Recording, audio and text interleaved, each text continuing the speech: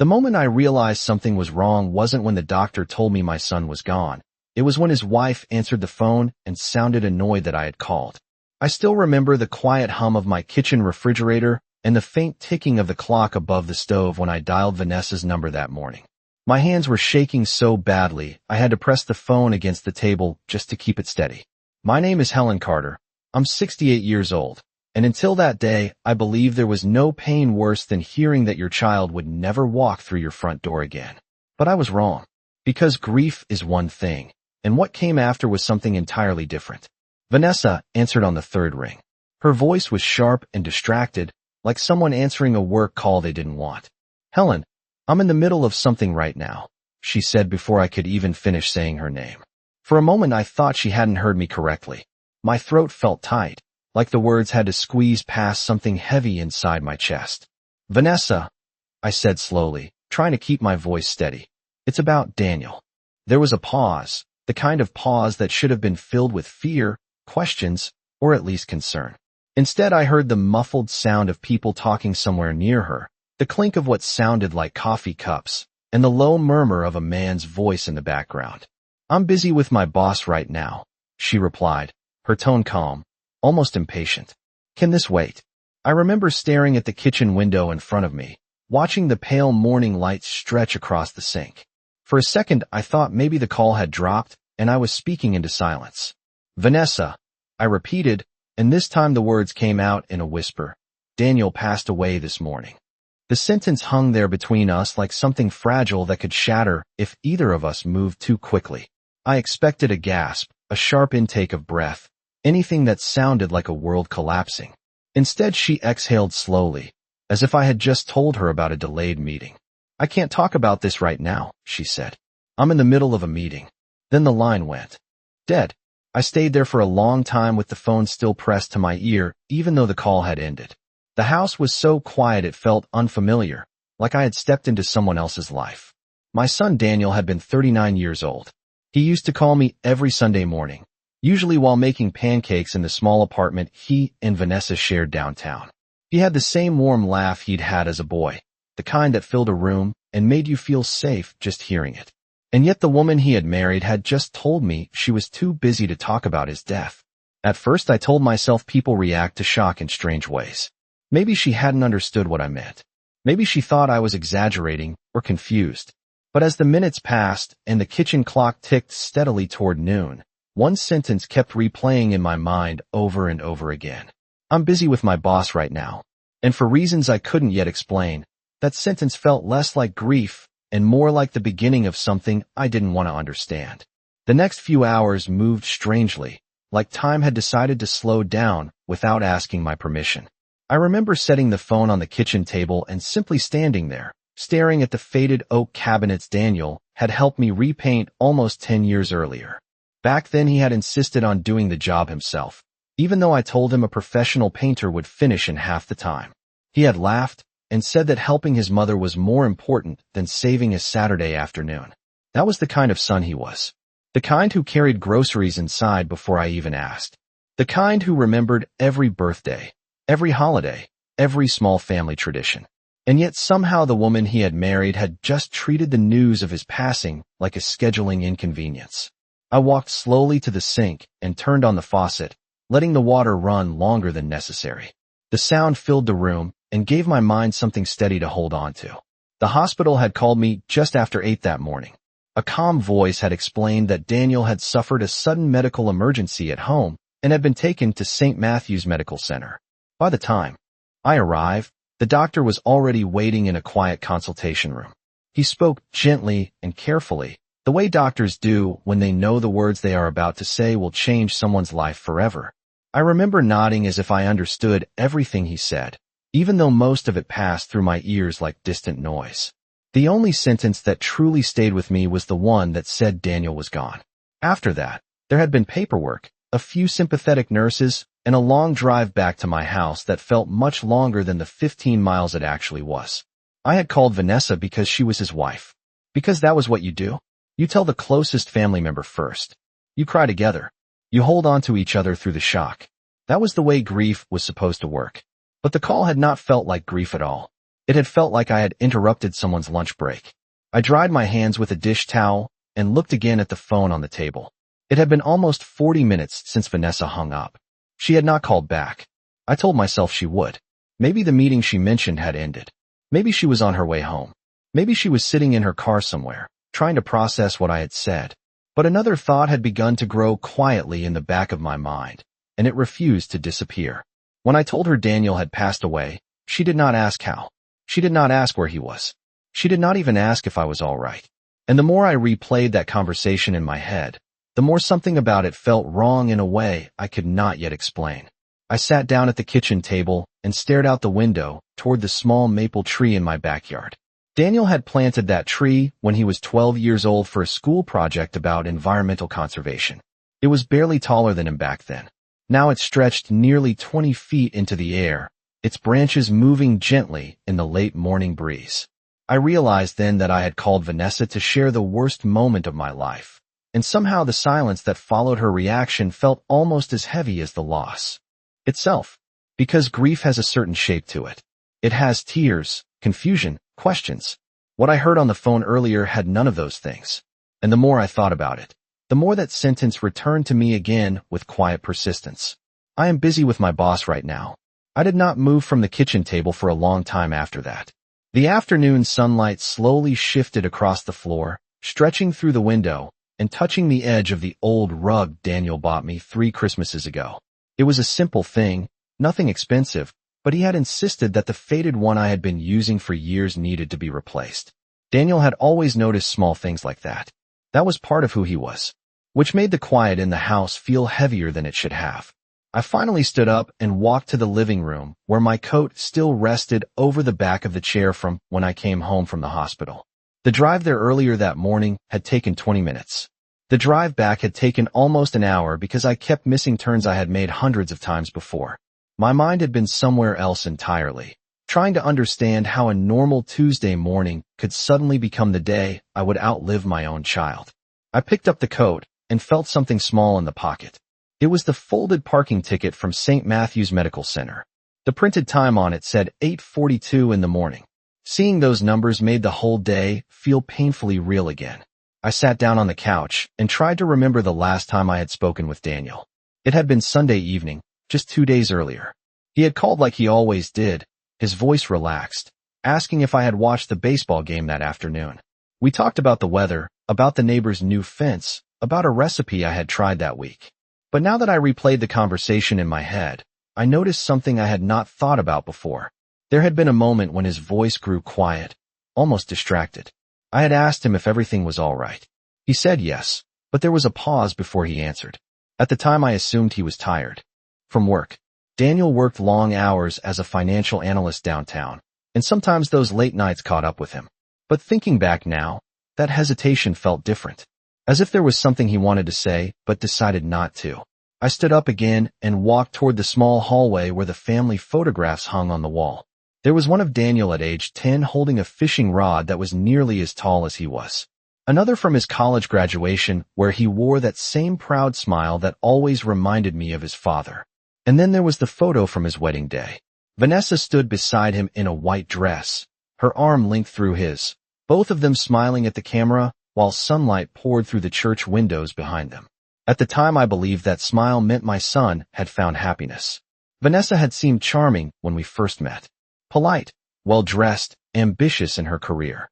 She worked for a consulting firm that handled corporate accounts, and Daniel used to joke that she was the most organized person he had ever known. But over the past year something had slowly changed. Their visits became less frequent. Daniel canceled family dinners more often. Sometimes when I called him in the evening, he sounded distracted, like he was stepping into another room just to talk. I told myself that married life can be complicated, that every couple has adjustments to make. Still, the memory of the phone call from earlier that day would not leave my mind. When I told Vanessa that Daniel had passed away, she did not ask a single question about what happened. Not one. And the more I stood there looking at that wedding photograph, the more I realized that the silence after my words on that call had not sounded like shock at all. It had sounded like something else entirely, something calm, something prepared, almost as if the news had not surprised her the way it had shattered me. I remained standing in the hallway for a long time, staring at that wedding photograph as if the answer to everything might somehow reveal itself in the way Vanessa's smile curved toward the camera. Memory has a strange way of changing once doubt enters it. Moments that once felt ordinary begin to shift, like puzzle pieces that suddenly refuse to fit the way they used to. I remembered the first Thanksgiving after their marriage. Daniel had always come to my house early in the morning to help prepare the turkey, but that year he arrived almost 2 hours late. When I asked if everything was all right, he simply said traffic had been heavy. Vanessa had walked in behind him carrying a small dessert from a bakery downtown and apologized politely for the delay. At the time, nothing about it seemed unusual. But now, standing in that quiet hallway, I realized Daniel had avoided my eyes that afternoon. I remembered another evening about 6 months ago when I had called him just after dinner. His voice had been low, almost cautious, as if he was speaking from somewhere he did not want to be overheard. When I asked if Vanessa was home, he paused before answering and said she was still working late at the office. I had laughed softly and told him that young professionals in the city always seemed to work too much. He had agreed, but there was something behind his voice that sounded more like worry than pride.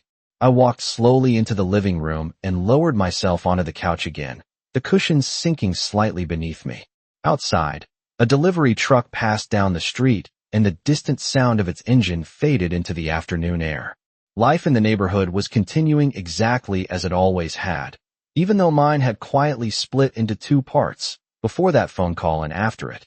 My eyes moved to the small bookshelf near the window where Daniel had once lined up his childhood trophies. Most of them were from school science competitions and debate club tournaments. He had always been thoughtful, careful with his words, someone who believed problems could be solved with patience rather than anger. That was why the memory of his hesitation during our last call felt so different now. Daniel was not the kind of man who kept secrets easily, especially from me. If something had been troubling him, it meant he had chosen silence for a reason. I leaned forward and rested my elbows on my knees, trying to replay the exact sound of Vanessa's voice earlier that morning. It had not contained the confusion of someone hearing shocking news. There had been no questions, no disbelief. Instead, there had been a controlled calmness, the tone of someone who already had other priorities in mind. I realized something else then, something that had not occurred to me in the hospital or during the drive home. When the doctor told me Daniel had passed away, the hospital staff had asked if they should contact his wife directly. I told them I would make the call myself because I believed it was my responsibility to break that terrible news gently. But what if Vanessa had already known something was wrong before I ever dialed her number? What if the news that shattered my world that morning had not surprised her nearly as much as I believed it should have? The thought settled quietly into my mind, not loud or dramatic, just steady and persistent, like the ticking of the clock still echoing faintly from the kitchen. And the more I allowed that possibility to exist, the more that short sentence from our conversation earlier that day began to feel less like an excuse and more like a clue that I had not yet fully understood. I did not sleep much that night. The house felt too quiet, and every small sound seemed louder than usual. The refrigerator hummed, the floor creaked when the air shifted through the vents, and the old clock in the kitchen continued its steady quietly over time. That memory stayed with me as I picked up my phone again. Vanessa had still not called back. Nearly 18 hours had passed since I told her that her husband was gone, and she had not asked a single question. I decided to try calling Daniel's apartment instead. It rang 4 times before going to voicemail. Hearing my son's recorded voice nearly stopped my heart. He sounded calm and cheerful in the message, the same way he always did. I hung up without leaving a message. After that, I did something I had not done in months. I opened my email and searched for the last message Daniel had sent me. It took only a few seconds to find it. The subject line simply said Sunday dinner. Inside, he had written that he might not be able to visit the following weekend because work had been complicated lately. At the time, I thought he meant long hours at the office. But reading it again that morning, something about the wording felt different. Daniel was always clear and direct when he talked about work. The phrase complicated lately sounded vague in a way that was not like him. I closed the laptop slowly and leaned back in my chair.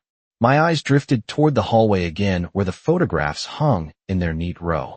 One detail from the past few months began to surface in my memory, something small that I had ignored at the time. About 3 weeks earlier, my neighbor Ruth had mentioned seeing Vanessa downtown one evening while she was meeting a friend for dinner. Ruth said Vanessa was sitting in a restaurant near the river with a man in a gray suit. At the time, I assumed it must have been someone from her office. Ruth had laughed and said the two of them looked very serious, like they were discussing business over a late meal. I had not thought about that comment again until now. Sitting there in the quiet kitchen, I suddenly remembered the exact words Vanessa had used during our call the day before. She had not said she was at the office. She had said she was busy with her boss. And for the first time since Daniel's passing, a new feeling settled quietly into my chest. It was not grief, and it was not anger. It was the slow and uncomfortable realization that there might be pieces of my son's life that I had never been allowed to see.